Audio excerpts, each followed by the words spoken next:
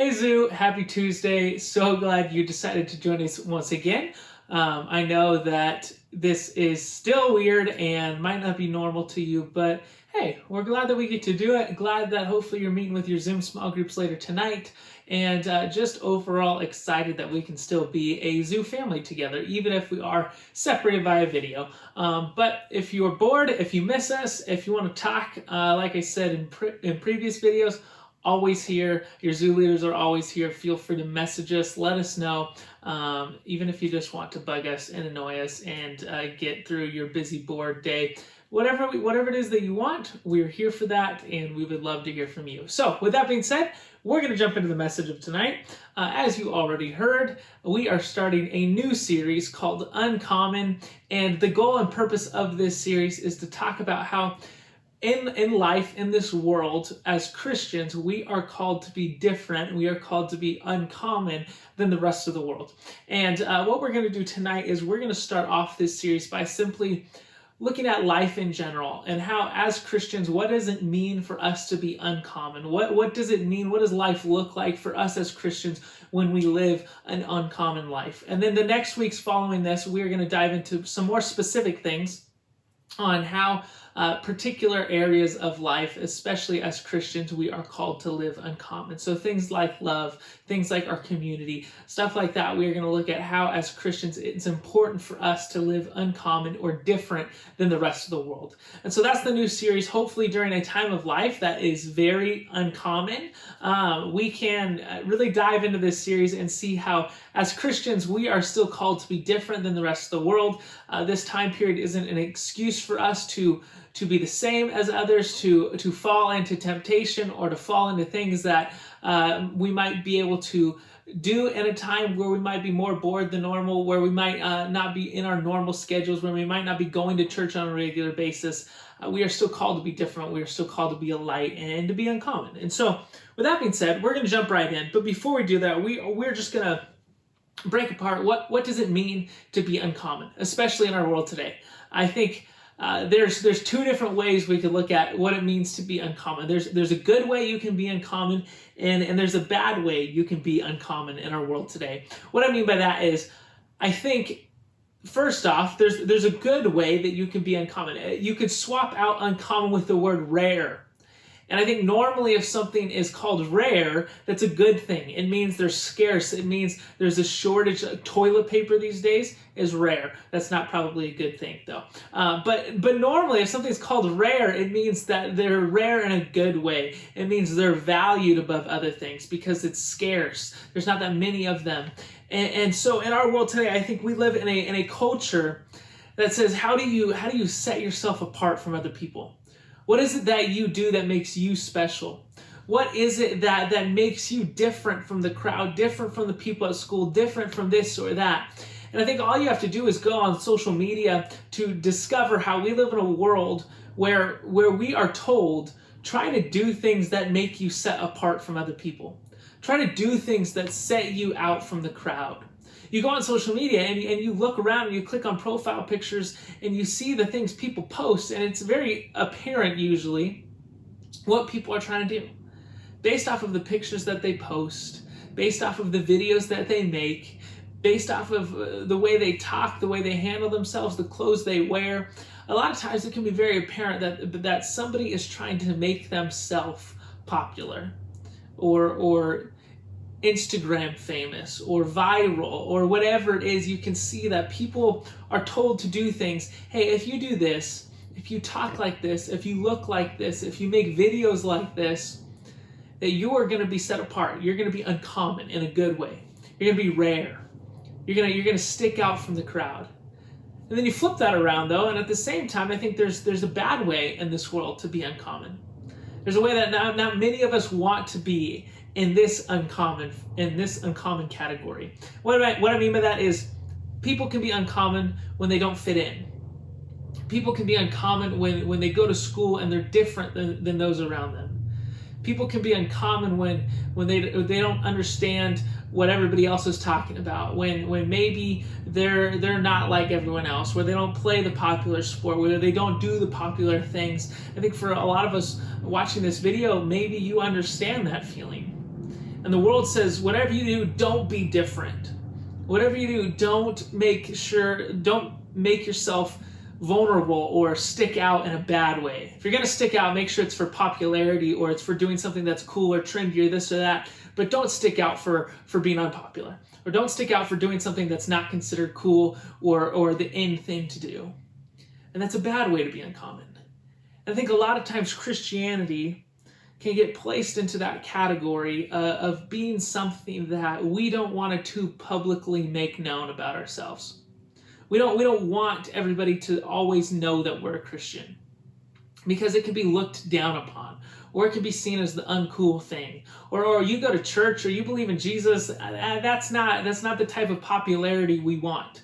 And I know, especially as junior hires, you are in maybe the most formative period of your life of going, you're trying to figure out where you fit. You're trying to figure out what you're talented at, what you're good at, what your future is going to look like. And junior high can be hard. There's people at school that are mean. There's posses, there's little groups that you're trying to fit into.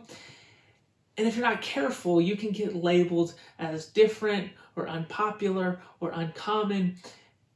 And I know sometimes Christianity can be something that causes that to be that way for you. And I think sometimes if we're not careful, we avoid making it public that we're Christian because we're afraid of what people might think about us. I know for me growing up in junior high, I was homeschooled, and shout out to those of you that are homeschooled. And I didn't, basically the social interaction that I had was with people at church and people on my sports teams. And so for me, I didn't go to public school. I didn't realize, hey, there's people out there that aren't Christian. There's people out there that talk differently, that are into things that aren't Christian. There's stuff that goes on that definitely isn't Christian. I wasn't subject to all that. I didn't experience all that. So I was your typical Christian kid who loved going to church, was super involved in youth group, and I would just invite anybody to church. Anybody that was on a sports team, any of my friends, I'd be like, you should come to youth group. And I probably did it in a really weird, creepy way that I didn't even realize at the time. But that's what I was. That's who I was. I wasn't ashamed. I wasn't afraid. I just went for it. And then all of a sudden, high school rolled around. And then also this thing called puberty happened in my life. And all of a sudden, I became concerned with, how do I look? How does my hair look? I realized that deodorant was important for me to wear. I realized that girls existed. I realized that there was a lot more to life than my little circle that I had been in. And all of a sudden, I cared what people thought about me. And I remember hitting high school and all of a sudden realizing, wait a second, I can't let people know that I'm a Christian. I need to keep that quiet. I need to make sure that, yeah, I'll still go to church. I'll still read the Bible. I'll still say I'm a Christian. But I'm not going to invite people to church. I'm not going to publicly make it known to people, because all of a sudden I realized that there was a world out there that didn't believe the same thing as me, that didn't follow the same guidelines as me, that might not see Christianity as something that was cool, something that was accepted, something that was proper or I should be pursuing with my life. And I think for a lot of us, we can find ourselves in that very position. We can find ourselves thinking that Christianity is the bad type of uncommon to be. And a lot of times, especially at junior high age, we open the Bible and we read certain passages and we go, nothing about that sounds fun or appealing to us. Because to be honest, the world's message, what the world says life should be like, can be really appealing. Right? The world says pursue whatever you want to pursue.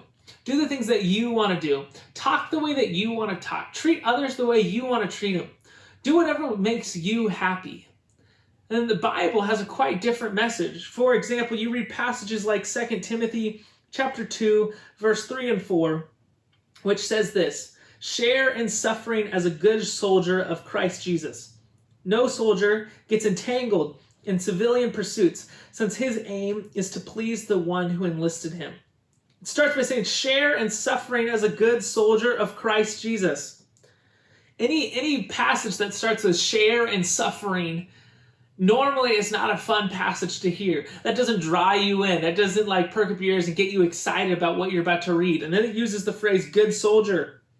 Right? There's a reason I became a youth pastor, because I would never make it in the military. Okay, being a good soldier does not entice me at all. Okay, doing 1 billion push-ups all day long, nope, I'd be out, okay? You wouldn't want me saving you from anything, okay? The thing is, especially in junior high, you read this passage, you go, share in suffering? What comes to my mind when I hear something like that is I get flashbacks to baseball practice when one kid in our team would goof off or do something wrong, and our coach would go, hey, the entire team has to run now. As a kid, I never thought that was fair. I was like, are you kidding? Like, that was one kid that messed up or goofed off. Why does the whole team have to run? I don't want to share in his suffering. That doesn't make sense. In passages like these, it can get really easy to get caught up on them and go, no, I'm out. Not worth it to me. I don't want to be uncommon. I don't want to share in suffering. I want to just be like the world. I want to live like everybody else. And so the goal and purpose of this series is to switch that mindset around. So take a mindset that I went through, that I think a lot of you go through, and to go, how do we see Christianity different? Not as the bad type of uncommon, but as the good type of uncommon. Something that's rare, something that should be sought after, something that should be paid a price for, something that you should desire. I want to read you a passage right now that will hopefully begin to change your perspective on that. It's in 2 Peter, or 1 Peter, chapter 2, verses 9 through 10. And it says this. Give you a second, pause your Bible, as usual, and go to 1 Peter chapter 2, verses 9 and 10. And hopefully this will help you see that Christianity is not the bad type of uncommon. In fact, it's something very valuable that we should pursue. It says this in verse 9. But you are a chosen race, a royal priesthood, a holy nation, a people for his own possession, that you may proclaim the excellencies of him who called you out of the darkness and into his marvelous light. Once you were not a people, but now you are God's people. Once you had not received mercy, but now you have received mercy. Again, it says you are a chosen race. You are a chosen people. What I want you to see, the part about Christianity that's so special, the thing that changed my mind from a kid who said, I don't want to obey the rules, I don't want to live for this Christianity thing that's going to control my life, to somebody who's now a youth pastor and all about the Bible, is this idea of when you look at the world, you see what makes people want to be set apart. What makes people want to rise above everybody else? What makes people want to be famous on social media, to make TikTok videos that go viral, to be the best athlete in their sport, to be the best musician, to be the smartest, to be the most popular? What makes people want to do that? It's this thing inside of them that tells them, hey, you in yourself are not enough. You in yourself are still searching for something. You are searching for fulfillment. You are searching for value. You are searching for love. And you in yourself can't do enough to fulfill that need inside of you. So you search to fulfill that need in the way you look, in your popularity, and the friends you have, and in the way you treat others, and the way you're treated back, and the sports you play, and the things you post. And we live in a world that is filled with people constantly searching for that desire to be filled, for that need to be met, for that love to be brought upon them in life. And they think, if I have enough followers, I'm going to finally feel loved. If I have enough success, I'm going to finally feel fulfilled. If I have enough popularity, I'm going to finally feel like I'm desired and like I've achieved what I've been made to achieve. And what this passage says is you have that mindset wrong. It says you are a chosen race. You've already been chosen. You already have someone that loves you. You already have someone that can fulfill you. You already have someone that desires you. It says you've already been given mercy. But the thing is, that's in God. Not in your popularity, not in your success, not in whatever you're pursuing. And I know in junior high, it's really easy to be searching for something. We might feel unloved. We might feel unpopular. And what this passage tells us is you have been chosen. There's a God that loves you a great deal, that says you don't need to change yourself. You don't need to be different. You don't need to try to change who you were created to be to fit in somewhere else. And the quicker we can understand that, the quicker we're going to understand that it's okay to be uncommon. It's okay to live this Christian life, because now that pressure is relieved from you and you go, I don't have to fit exactly what I think the world wants me to be. I don't have to be this fake version of myself. I can be uncommon in the world's eyes. Because being uncommon in the world's eyes means you're also uncommon in the way that you operate and the love that you've received and the gifts that you've been given. Because there's a world out there that doesn't have the love you have, that doesn't have the purpose you have. It's been offered to them, but they haven't accepted it. So be uncommon in the fact that you have the greatest love, you have the greatest purpose, you have the greatest God, and not everybody has that. There's a passage, one final passage I want you to see in Revelation. It's Revelation chapter 3, verses 15 and 16. It's a pretty famous passage, and it says this. It says, I know your works. You are neither cold nor hot. Would that you were either cold or hot. So because you are lukewarm and neither hot nor cold, I will spit you out of my mouth. It's a pretty intense passage saying, because your walk with God is neither hot nor cold, you're just lukewarm. And you're just sitting in one spot. You're doing nothing. Neither progression, neither backwards. You're just sitting there. It says God's going to spit you out.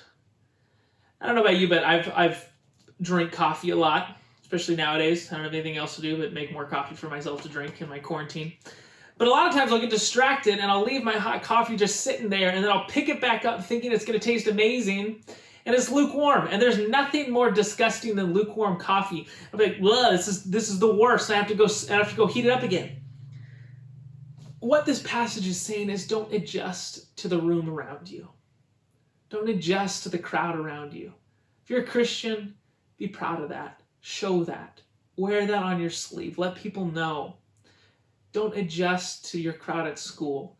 Don't adjust to the people online. Don't adjust and so that you don't stand out from them. You know, the crazy thing about this world is people that pursue popularity, pursue this, pursue that, try to stand out. What they're actually doing is they're not standing out at all, because they're in a world that everybody's trying to do that. There's nothing different. There's nothing special about that. But when you're a Christian, you have something that makes you different. You have something that makes you special. And so God says, don't lose that. Don't adjust to the room around you. Stand out. Be different. Be uncommon. Live a life that, yeah, maybe some people might push back on. Some people might reject. But they're going to notice. They're going to notice that you're different. They're going to notice you have something they don't have. And then they're going to ask why. What is it that makes that person different? What is it that makes that person special? Why do they have something that I don't have? And then you can tell them, and you can begin to create a change in that person's life as well. Be brave, be called to be uncommon, and be proud of it. Don't hide it, because I promise the reason God says be uncommon is because he knows you will live a better life for it. You'll be loved by him for it. You'll feel fulfilled by him for it. You'll feel desired by him for it. Hopefully that brings you something tonight. Hopefully you have a good conversation with your small group leaders. I miss you guys. Love you guys. Have a great Tuesday night.